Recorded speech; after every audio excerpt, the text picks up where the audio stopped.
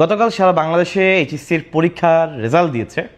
তোমরা দেখেছো বরাবরের মতোই এইচএসসিতে এসে বাংলাদেশে একটা বিশাল বড় ফল বিপর্যয় দেখা দেয়, এবং এটার একটা বড় কারণ এইচএসসির এসএসসির যেই স্পৃহা থাকে সবার, এসএসসির যে ছোটো সিলেবাস, এরপরে এইচএসসিতে এসে অল্প সময়ের মধ্যে অনেক পড়ার মধ্যে সবাই আসলে কভার করে উঠতে পারে না। হয়তোবা কারোর ক্ষেত্রে ভাগ্যে সাপোর্ট দেয় না, যেটা আমরা বলি যে অনেক সময় পরীক্ষা ভালো হয় কিন্তু কোনো কারণে হয়তোবা রেজাল্ট খারাপ চলে আসে, এটা হয়।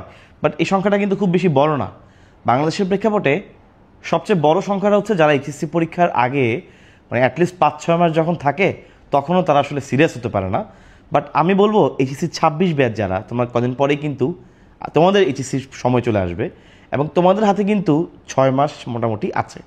আমি তোমাদেরকে পরামর্শ দিব, তোমাদের বড় ভাই হিসেবে বলতে পারো বা তোমাদের টিচার হিসেবে বলতে পারো যে শেষ 6টা মাস তুমি জীবনের সর্বোচ্চ পরিশ্রমটুকু করো, সব বাদ দিয়ে দাও। সব বাদ দিয়ে বলতে তুমি মোবাইলে যে ধরো গেমিং করতা, ফেসবুকে তুমি অনেকক্ষণ সময় কাটাতা, চ্যাটিং করতা, অনেক কিছু করতা, এই সব কিছু বাদ দাও। দিয়ে তুমি 6টা মাস অন্ততপক্ষে তুমি বইয়ের সাথে সম্পর্ক তৈরি করো, মোবাইলগুলোকে ডিভাইসগুলোকে পড়ার টাইমে দূরে রাখো, রেখে তুমি 6টা মাস পড়ো। ইনশাল্লাহ তুমি এইচএসসি পরীক্ষায় ভালো করবা।